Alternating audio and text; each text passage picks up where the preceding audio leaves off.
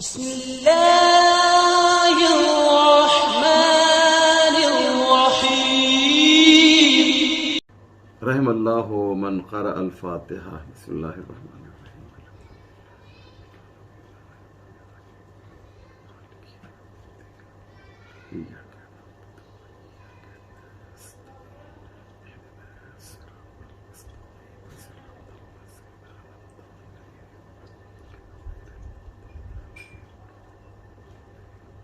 لا حول ولا قوة الا باللہ العلی العظیم.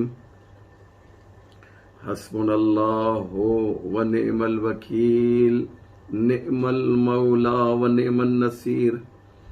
اعوذ باللہ من الشیطان اللعین الرجیم. بسم اللہ الرحمن الرحیم. الحمد للہ رب العالمین، والصلاة والسلام والتحیۃ والاکرام علی سید الانبیاء والمرسلین مولانا ابی القاسم محمد اللہم صلی علی وآلہ الطیبین الطاہرین المعصومین المظلومین، ولعنت اللہ علی اعدائہم اجمعین من یومنا ھذا الی صباح یوم الدین.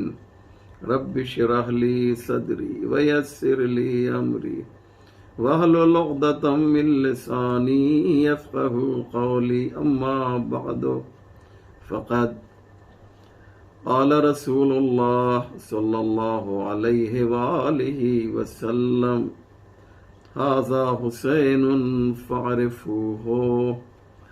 عاملین کرام و ناظرین ذوی الاحترام و ماتمداران و عزاداران امام حسین علیہ السلام، السلام علیکم ورحمۃ اللہ وبرکاتہ. آج سن 1443 ہجری میں 14 محرم میں ہم داخل ہو گئے ہیں. یہ سلسلہ جو 10 مجلسوں کا شروع ہوا حیدری فاؤنڈیشن کی جانب سے، الحمدللہ آج اس سلسلے کی یہ 4تھی مجلس ہے. اور میرا عنوان، میرا ٹاپک آپ سب کو معلوم ہے کہ امام حسین کے فضائل، امام حسین کے خطبات اور امام حسین کا وہ سفر جو مدینے سے شروع ہوا اور کربلا تک جاری رہا، اور اس کے بعد انشاءاللہ اگر وقت ملا تو کربلا سے اہل حرم کس طرح سے مدینے تک پہنچے، اس کا بھی ایک خلاصہ آپ کی خدمت میں پیش کیا جائے گا. جن لوگوں نے میری کل مجلس سنی ہے، کل کی مجلس، ان کو یہ میرا موضوع ذہن میں ہوگا کہ کل میں نے یہ عرض کیا تھا کہ ولید ابن عتبہ نے امام حسین علیہ السلام کو یزید کے خط کے بعد اپنے دارالامارہ میں گورنر ہاؤس میں بلایا، اور وہ خط جو اس ملعون نے لکھا تھا ولید کے نام، اس خط کو پڑھ کر سنایا. اور اس کے بعد امام سے بیعت کا مطالبہ کیا. امام نے جواب جو دیا گویا انکار کیا، اور جب انکار کیا تو وہاں پر ولید کا ایڈوائزر، مشیر، جو پہلے خود اسی مدینے کا گورنر رہ چکا تھا، مروان بن حکم، یہ کھڑا ہو جاتا ہے اور یہ کہتا ہے کہ ولید، اگر حسین اس وقت چلے گئے تو پھر تمہارے ہاتھ نہیں آئیں گے، یا حسین سے بیعت لے لو یا حسین کا سر قلم کر دو. امام حسین نے جب مروان کا یہ جملہ سنا تو آپ نے ایک تاریخی جملہ کہا اور کہا یبن الزرقاء انت تقتلنی ام ہوا کذبت و اسمت۔ امام کہتے ہیں اے نیلی آنکھ والی عورت کا بیٹا، یہ جملہ ہے امام حسین کا، انت تقتلنی، تو مجھے قتل کرے گا، ممکن نہیں، یا وہ قتل کرے گا، ام ہوا، یا وہ قتل کرے گا۔ اب یہاں پر ایک بحث ہے کہ تو قتل کرے گا یا وہ قتل کرے گا۔ اب وہ سے مراد ولید ہے، یہ بھی ایک احتمال دیا جا رہا ہے، یا اس سے مراد خود یزید ہے یا اس کا نظام ہے۔ علی یہ حال امام علیہ السلام نے وہیں پر ولید کو مخاطب کیا، اور مخاطب کرنے کے بعد کہا کہ انا اہل بیت النبوہ، ہم اہل بیت نبوت ہیں۔ کل کی مجلس میں تفصیلاً عرض کیا میں نے، امام نے یہ نہیں فرمایا کہ ہم اہل بیت نبی ہیں، بلکہ آپ نے فرمایا ہم اہل بیت نبوت ہیں۔ نبوت کا اہل بیت ہونا اور ہے، اور نبی کا اہل بیت ہونا اور ہے۔ اس کے بعد فرمایا مختلف الملائکہ و مختلف الملائکہ، اور ملائکہ ہم پر نازل ہوتے ہیں۔ یہ نہیں کہا ہمارے گھر میں نازل ہوتے ہیں، خود ہم پر نازل ہوتے ہیں۔ اس کے بعد فرمایا وَمَحْبَةُ الْوَحِی، محبت یعنی وہ جگہ جائے نزول جہاں پر وحی نازل ہوتی ہے۔ وحی قرآن کی آیت ہے، یہ وحی پاک و پاکیزہ جگہ پر نازل ہوگی۔ اللہ کا فرشتہ یہ جبریل امین یہ پاک و پاکیزہ جگہ پر آئے گا، اور گویا امام یہ بتانا چاہتے ہیں دنیا والوں پہچانو حسین کون ہے۔ ہم وہ ہیں جو وحی الہی کے ماحول میں پلتے اور بڑھتے اور کھیلتے ہیں۔ ہمیں پہچانو ہم کون ہیں جو پاکیزہ وحی پروردگار کے ماحول میں، ایٹماسفیئر میں، انوائرمنٹ میں جو ہم زندگی بسر کرتے ہیں۔ ہم وحی الہی کے ماحول میں رہتے ہیں، اور یہ یزید جو ہم سے بیعت مانگ رہا ہے، اس کا بھی تو ماحول دیکھ لو، جاؤ جا کر اس کے محل میں دیکھو تو یہ نجس کتوں سے کھیلتا ہے۔ گویا امام نے بتایا کہ وہ انسان جو وحی الہی کے ماحول میں پلا ہو، بڑھا ہو، کیا وہ اس کی بیعت کر سکتا ہے جو نجس کتوں سے کھیل رہا ہو؟ بہت ہی خوبصورت انداز ہے۔ یعنی امام بتانا چاہتے ہیں کہ چادر تطہیر والا حسین اس نجس سے کیسے جو ہے اس نجس کی کیسے بیعت کر سکتا ہے؟ پھر امام فرماتے ہیں وَبِنَا فَتَحَ اللَّهُ وَبِنَا يَخْتُمُ، اس کا آغاز، کائنات کا آغاز ہم ہی سے ہوا ہے، ہم اول مخلوق ہیں۔ کائنات سب سے پہلے جو ہے کائنات جو بنی ہے تو اس میں سب سے پہلے مخلوق ہم ہیں، ہم مخلوق اول ہیں۔ ہمارے سامنے یہ کائنات بنی، یہ چاند، یہ سورج، یہ زمین، یہ آسمان، یہ چاند، یہ ستارے، یہ کہکشاں، یہ سیارے، یہ تمام چیزیں جو تم دیکھ رہے ہو، یہ سب ہمارے نگاہوں کے سامنے بنی ہے۔ بنا فتح اللہ و بنا یختم، اور انجام بھی کائنات کا وہ یہ ہمارے سامنے ہوگا۔ و بنا یختم یعنی ہم اول بھی ہیں، ہم آخر بھی ہیں۔ اس کے بعد جب امام نے اپنا تعارف کرا لیا تو اب جو ہے تولا کے بعد تبرہ کا نمبر آتا ہے۔ آپ نے اندازہ لگایا میں کیا کہہ رہا ہوں؟ پہلے امام نے اپنے فضائل بیان کیے، کہا سوچو ولید، ایسا حسین. اب یزید کے بارے میں اب جب میں بتانے جا رہا ہوں، گویا امام بتانا چاہتے ہیں اس یزید کی ہم بیعت کریں گے. پھر فرماتے ہیں کہ وہ یزید رجل، یزید ایک ایسا مرد ہے کہ شارب الخمر، جو شراب پیتا ہے. شرابی جو ہے وہ یزید ہے، اور میں جو ہوں ساقی کوثر کا فرزند ہوں.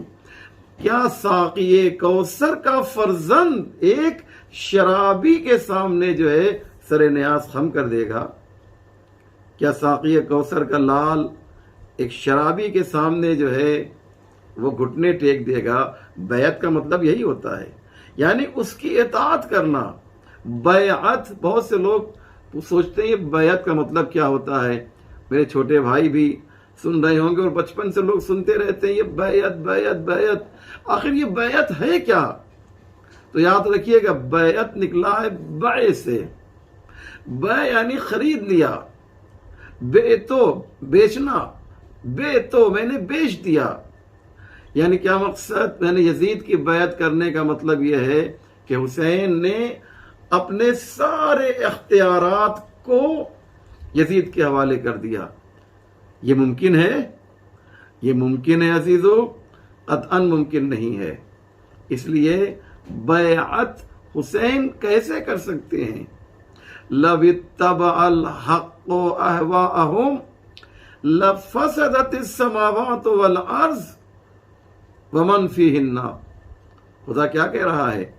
اگر حق جو ہے وہ باطل کے سامنے جھک جائے تو کیا ہوگا؟ لَفَسَدَتِ السَّمَاوَاتُ وَالْأَرْضُ. تو زمین و آسمان فاسد ہو جائیں گے، اور جو کچھ بھی اس زمین و آسمان میں ہے وہ سب کے سب ختم ہو جائیں گے، تباہ و برباد ہو جائیں گے. کبھی حق جو ہے باطل کی بیعت نہیں کر سکتا. کبھی آدم نے شیطان کی بیعت کی؟ نہیں کی. نوح نے اپنی قوم کی بیعت کی؟ نہیں کی. ابراہیم نے نمرود کی بیعت کی؟ نہیں کی. موسیٰ نے فرعون کی بیعت کی؟ نہیں کی. حضرت عیسیٰ نے یہودیوں کی بیعت کی؟ نہیں کی. پیغمبر اسلام نے جو ہے وہ اپنے دشمنوں کی ابو لہب و ابو جہل و ابو سفیان کی بیعت کی؟ نہیں کی. مولا کائنات نے اپنے دشمنوں کی بیعت کی؟ نہیں کی. امام حسن نے معاویہ کی بیعت کی؟ نہیں کی. تو حسین کیسے بیعت کر لیں گے؟ کیوں؟ اس لیے کہ حسین کا بیعت کرنا یعنی زمین و آسمان کا فاسد ہو جانا ہے. زمین و آسمان ختم ہو جائیں گے، یہ فاسد ہو جائیں گے، یہ تباہ و برباد ہو جائیں گے، یہ مٹ جائیں گے اگر حسین بیعت کر لیتے. تو اب حسین ہمارے محسن ہیں. حسین کی بیعت کا مطلب یہ ہے کہ دنیا کا تباہ ہو جانا، دنیا کا فنا ہو جانا، دنیا کا مٹ جانا اگر حسین بیعت کر لیتے. اس لیے امام حسین نے کہا یزید رجل شارب الخمر. یزید جو ہے یہ شرابی ہے، شارب الخمر. اس کے بعد فرماتے ہیں وقاتل النفس المحترمہ، اور نفس محترمہ کا قاتل ہے. کہیں حسین ایک قاتل کی بیعت کرے گا؟ یہ کیسے ممکن ہے؟ حسین جو ہے، البتہ یہاں پر یہ نہیں ہے کہ اگر قاتل یزید نہ ہو تو ہم بیعت کر لیں گے. مقصد یہ ہے کہ میں یہ ہوں اور یزید یہ ہے. وقاتل النفس المحترمہ، اور کہ وہ معلن بالفسق، اور یزید جو ہے وہ کھلے عام گناہ کرتا ہے. ایک یزید کی کیٹیگری بتائی، پہچان بتائی. یزید کو پہچانو. یزید کون ہے؟ جو کھلے عام جو ہے گناہ کر رہا ہے.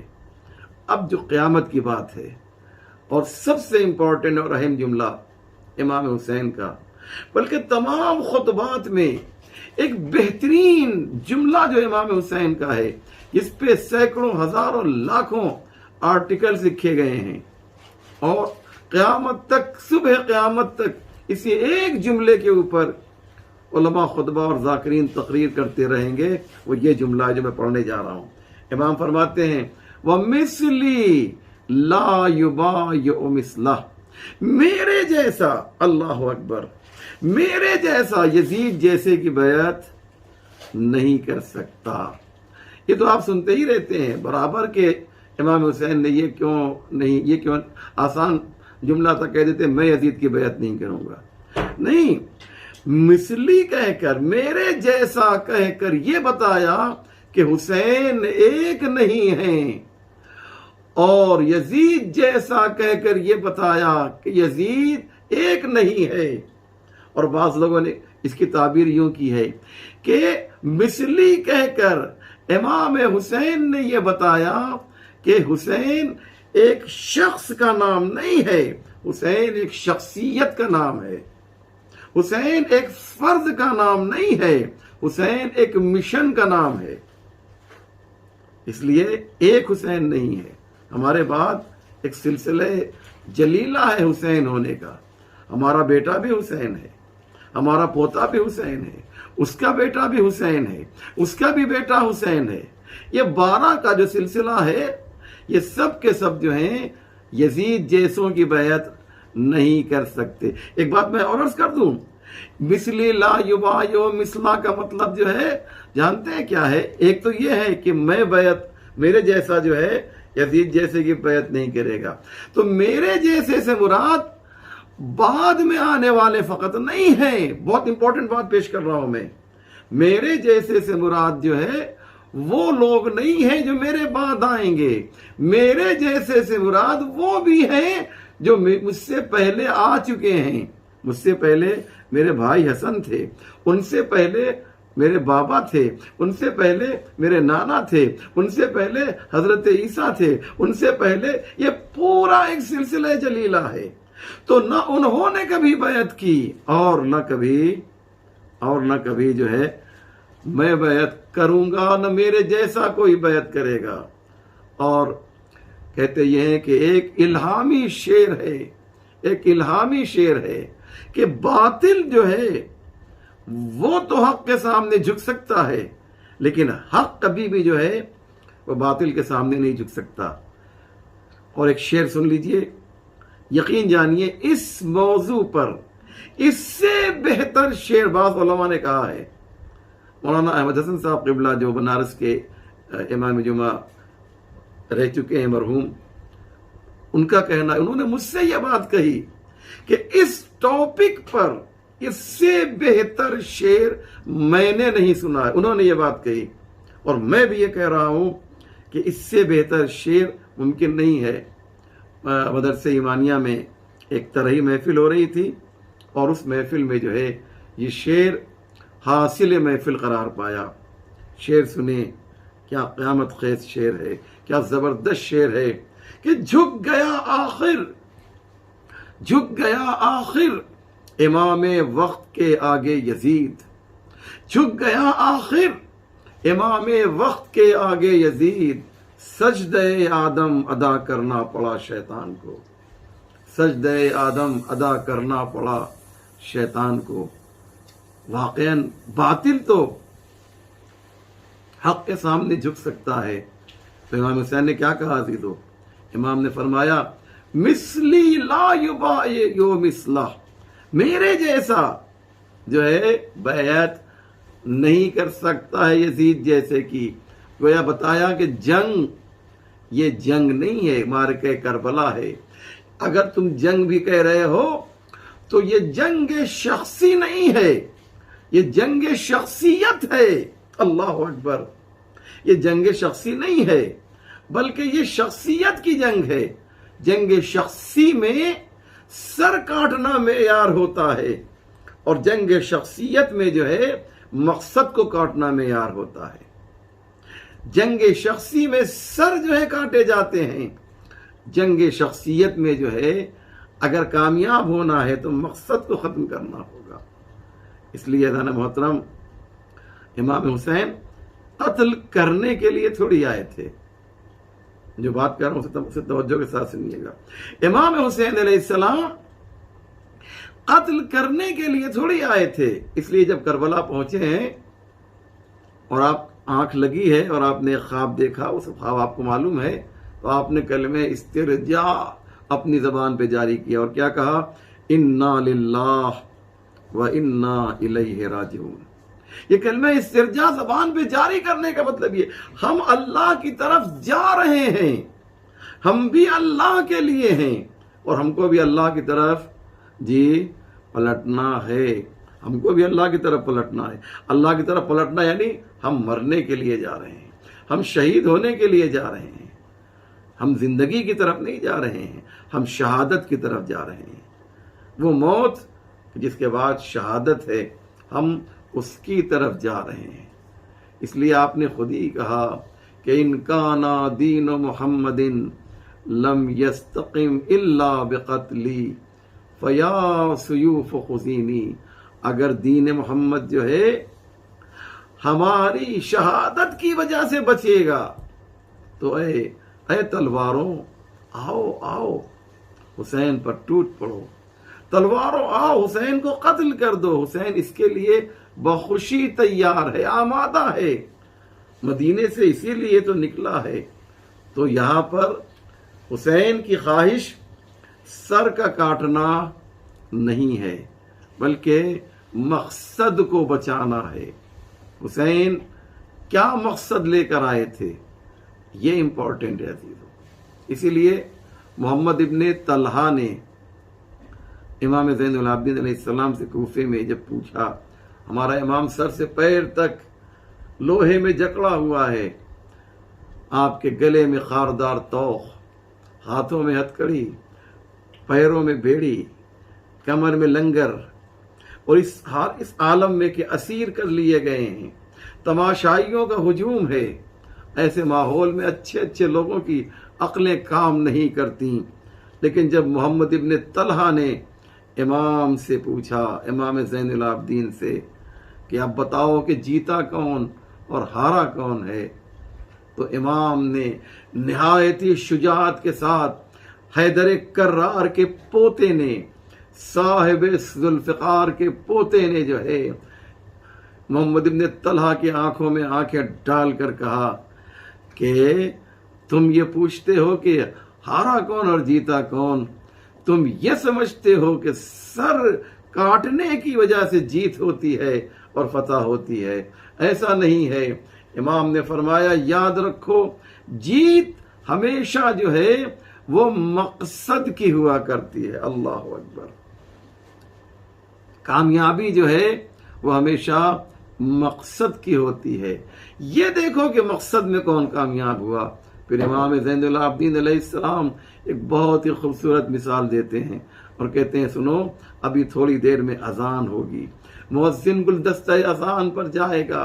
سنو محمد ابن طلحہ سنو، جب مؤذن گلدستہ اذان پر جائے اور اس کے بعد وہ اذان میں میرے جد کا نام لے تو تمہیں سمجھ میں آ جائے گا کہ ہم جیتے ہیں یا یزید جیتا. اگر میرے جد کا نام اذان میں آئے تو سمجھ لینا کہ ہم جیتے ہیں، اور اگر یزید کے جد کا نام آئے، اور یہ تو ممکن نہیں ہے. لہذا عزیزو محنت جو ہے، ساری یہ جو محنت ہے، یہ امام حسین کی کربلا تک ایک ہی مقصد ہے، ایک ہی مقصد ہے عزیزو، اور وہ ہے اپنا دین بچ جائے، شریعت بچ جائے. اور اسی کی خاطر جو ہے امام حسین علیہ السلام نے اتنی بڑی قربانی دی ہے. میں ایک بات اور عرض کر دوں کہ ایک اور کامیابی کی دلیل امام حسین کی ہے. ایک بزرگ عالم کا کہنا یہ ہے کہ بنی امیہ نے بنی ہاشم کے مقابلے میں ایک محنت کی. جب دین اسلام بہت آگے بڑھا تو انہوں نے ایک سازش کی کہ کسی نہ کسی طرح سے جو ہے ہم اس دین کو مٹائیں گے، اس شریعت کو ختم کریں گے اور اپنا اسلام نافذ کریں گے، یعنی اموی اسلام، یعنی بنی امیہ کا اسلام، یعنی دہشت گرد والا اسلام جس میں سوائے دہشت گردی کے اور کچھ نہیں ہوگا، یعنی آئی ایس والا اسلام ہم جو ہے نافذ کریں گے۔ انہوں نے یہ سوچا اور اس کے لیے انہوں نے تیاری کی، بہت محنت کی، بہت تیاری کی، اور اس کے لیے ایک کام یہ کیا کہ جو حاکم شام ہے اس کی جو بیوی ہے وہ نان مسلم ہے، یاد رکھ، عیسائی ہے، وہ کرسچن ہے۔ یہ یزید کی جو ماں ہے، یہ یزید کی ماں اصل میں جو ہے یہ اس کی، یزید کی جو ماں ہے یہ کرسچن ہے، یہ عیسائی ہے۔ اور جب یزید جو ہے دنیا میں آیا، پیدا ہوا، تو اس کو اسلامی ماحول سے دور کر دیا گیا اور ایک فارم ہاؤس میں، ایک جنگل میں ایک خوبصورت جو ہے محل بنوایا گیا اور وہاں پر جو ہے ان کو رکھا گیا، اور ماحول اسلامی ماحول نہیں دیا گیا بلکہ عیسائی ماحول دیا گیا، تاکہ اس ماحول میں اس بچے کی پرورش ہو اور اس کے دل میں کوئی اسلام کی محبت نہ ہو، اور وہ جو چاہے اسلام کے خلاف کہے۔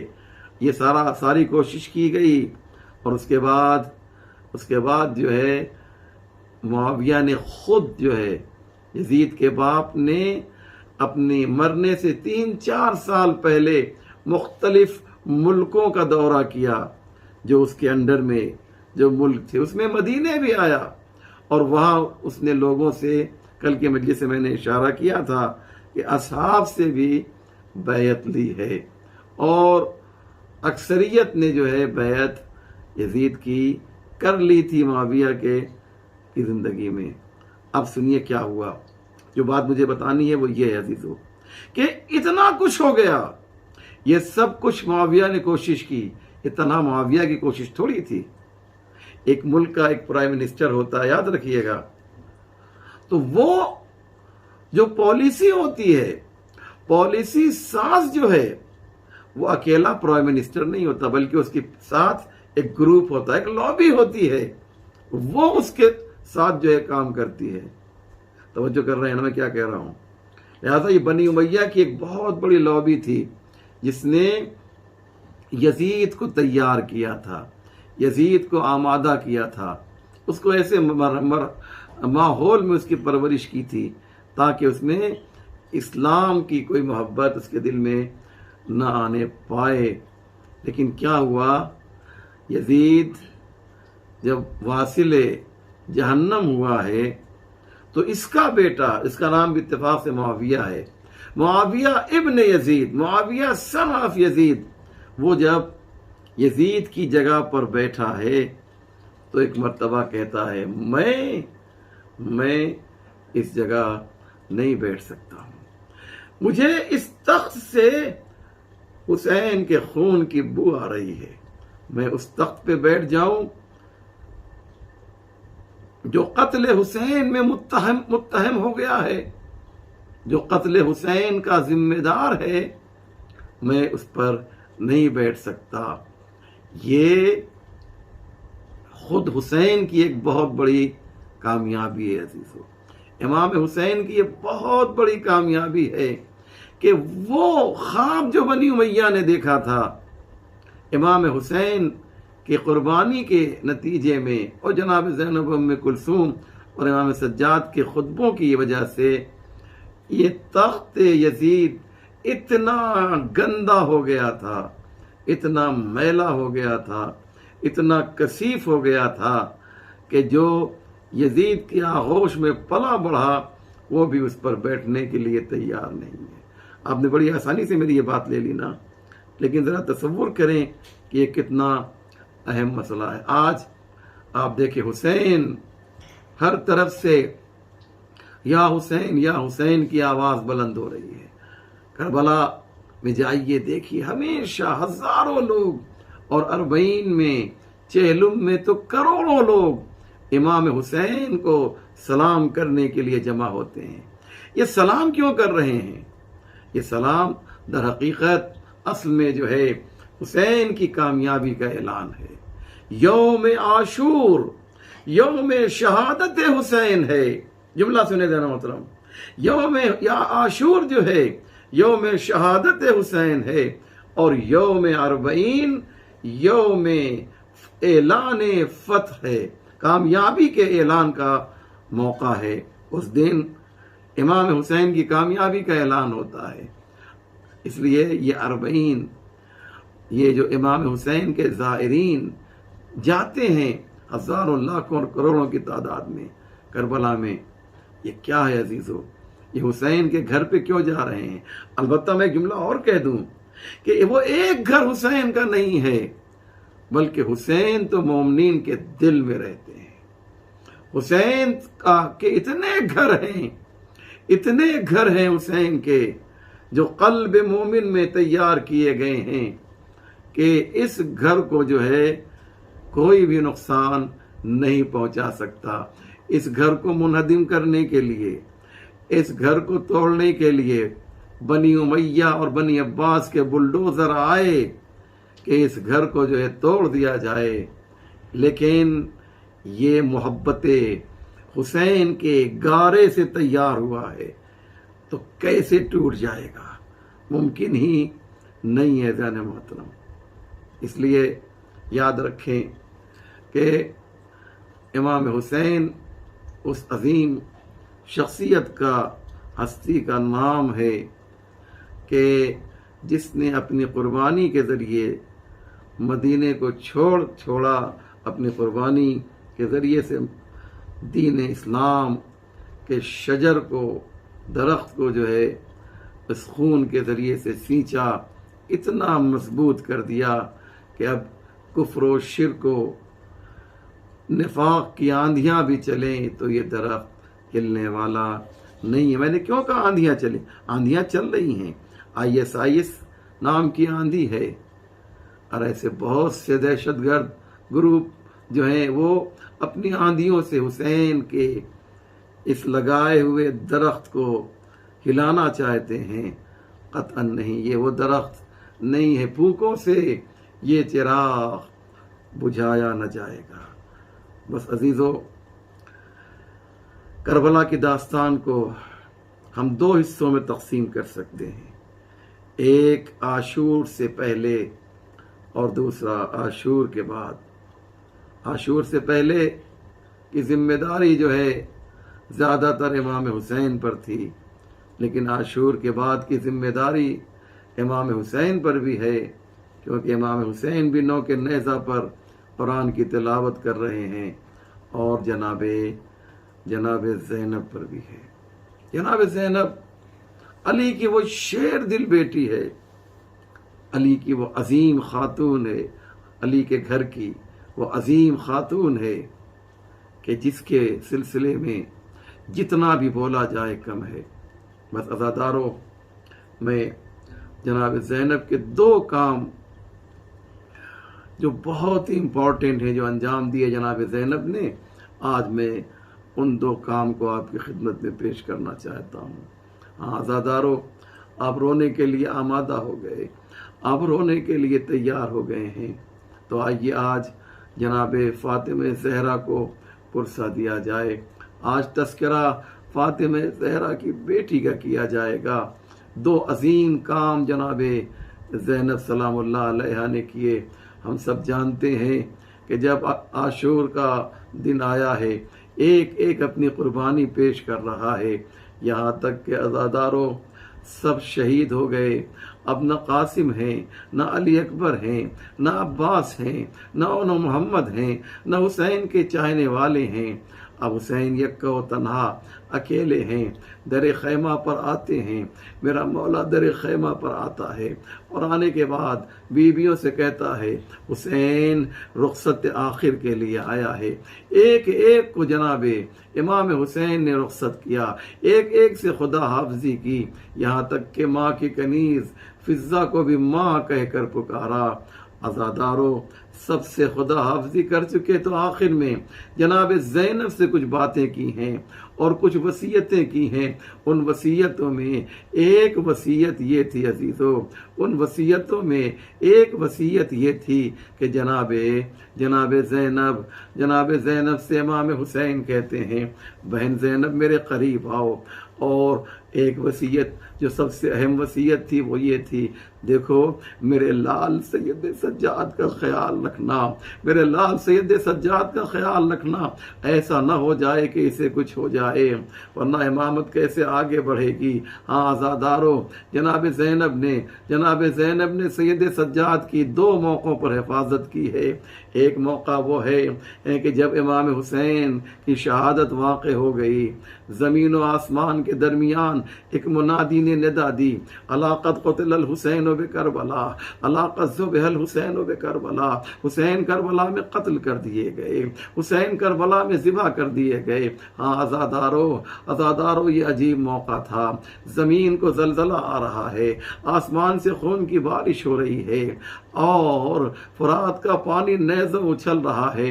عزادارو ایسے موقع پر ہونا یہ چاہیے تھا کہ لوگ آتے، سید سجاد کو تعزیت پیش کرتے، سید سجاد کو تسلیت پیش کرتے، لیکن لوگ آئے، لیکن کس طریقے سے آئے؟ ایک ہاتھ میں آگ ہے، ایک ہاتھ میں نیزہ ہے، نیزے سے بیویوں کی چادریں چھین رہے ہیں اور آگ سے خیموں کو جلا رہے ہیں. ایک خیمہ جلتا ہے، بیویاں دوسرے خیمے میں چلی جاتی ہیں. حمید ابن مسلم کہتا ہے میں نے دیکھا ایک خیمہ ہے جو آدھا جلا ہے اور آدھا باقی ہے، ایک بیوی ہے جو خیمے میں جاتی ہے لیکن آگ کی گرمی سے گھبرا کے پھر واپس نکل آتی ہے، پھر واپس چلی آتی ہے.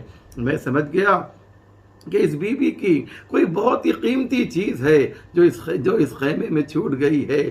لیکن میں نے تھوڑی دیر میں دیکھا کہ یہ بی بی جو ہے خیمے کے اندر جاتی ہے اور آواز دیتی یا علی ادرکنی، یا علی ادرکنی، یا علی ادرکنی، اور اس کے بعد خیمے سے باہر نکلتی ہے تو اپنے پشت کے اوپر ایک جوان کو لے کر آتی ہے. میرا دل یہ کہتا ہے جناب زینب نے نشیب کی طرف رخ کر کے آواز دی ہوگی، مقتل کی طرف رخ کر کے آواز دی ہوگی، اے بھیا حسین تم نے وصیت کی تھی نا کہ میرے لال سید سجاد کا خیال رکھنا. دیکھو حسین، جلتے ہوئے خیمے سے زینب تمہارے فرزند کو نکال رہی ہے. اجرکم اللہ. یہ ایک موقع ہے عزیزو. اور دوسرا موقع یہ ہے، دوسرا موقع یہ ہے کہ جب یہ قافلہ 11 محرم کو عزادارو، جب یہ 11 محرم کو یہ قافلہ جو ہے کوفے کی جانب چل رہا ہے تو ظالموں نے جو ہے اذیت دینے کے لیے، تکلیف پہنچانے کے لیے اہل حرم کو اس علاقے سے گزارا کہ جہاں پر شہداء کے جنازے پڑے ہوئے تھے. جیسے ہی اہل حرم جو ہے اس علاقے میں پہنچے، ہر بیوی نے خود کو اپنے وارثوں کے اوپر جنازے کے پاس گرا دیا. عزادارو زینب امام حسین کے جنازے کے پاس آئیں، سید سجاد امام حسین کے جنازے کے پاس آئے. جناب زینب نے تھوڑی ہی دیر میں عجیب منظر دیکھا. کیا دیکھا؟ سید سجاد کی حالت غیر ہو رہی ہے. ایک مرتبہ قریب آئی، اے میرے لال سید سجاد، یہ میں تیری کیا حالت دیکھ رہی ہوں، ایسا لگتا ہے کہ تیرے بدن سے روح پرواز کر جائے گی. کہا پھپھی اماں آپ نے بالکل درست فرمایا، ارے آپ دیکھتی نہیں ہے میں جوان بیٹا موجود ہے لیکن باپ کا جنازہ زمین کربلا پر بے غسل و کفن پڑا ہوا ہے، کوئی اسے دفن کرنے والا نہیں ہے. جناب زینب سمجھ گئیں اب سید سجاد کو دلاسا کیسے دیں، تسلی کیسے دیں. جانتے ہیں جناب زینب نے کیا کیا؟ جناب سید سجاد کا دھیان جو ہے ایک مرتبہ مدینے کی طرف پہنچا دیا اور مدینے کی طرف رخ کر کے آواز دی، اے نانا آپ جب دنیا سے گئے تھے تو آپ کے جنازے پر نماز پڑھنے کے لیے آسمان سے فرشتے آئے تھے، آسمان سے ملائکہ آئے تھے۔ وَهَذَا حُسَيْنٌ مُرَمَّلٌ بِالدِّمَاءِ مُقَطَّعَةُ الْأَعْضَاءِ، اے نانا لیکن آپ کا یہ حسین ہے جو زمین کربلا پر پڑا ہوا ہے، خاک و خون میں غلتا ہے، کوئی اسے غسل دینے والا نہیں، کوئی کفن پہنانے والا نہیں۔ وَسَيَعْلَمُ الَّذِينَ ظَلَمُوا أَيَّ مُنقَلَبٍ يَنقَلِبُونَ إِنَّا لِلَّهِ وَإِنَّا إِلَيْهِ راجعون رضا بقضائه وتسلیما لأمره اللهم بحق محمد وأنت المحمود وبحق علي وأنت الأعلى وبحق فاطمة وأنت فاطر السماوات والأرض وبحق الحسن وأنت المحسن وبحق الحسين وأنت قديم الإحسان وبحق الأئمة التسعة الطاهرين من ذریت الحسین علیہم السلام۔ یا اللہ ہمارے اس مختصر مگر اہم اعمال کو قبول فرما، ہمارے آنسوؤں کو رومال فاطمہ زہرا میں جگہ عنایت فرما۔ پروردگار جن لوگوں نے یہ مجلس سنی ہے اور جو بانیان مجلس ہیں، حیدری فاؤنڈیشن کے جو تمام اراکین ہیں، پروردگار ان کو ہر طرح کی آسمانی و زمینی بلاؤں سے محفوظ فرما، اور ان کے اس عمل کو، اس عزاداری کو، اس عبادت کو قبول فرما۔ ہمارے امام کے ظہور میں تعجیل فرما، ہم سب کو ان کے اعوان و انصار میں شمار فرما۔ ربنا تقبل منا انک انت السمیع العلیم۔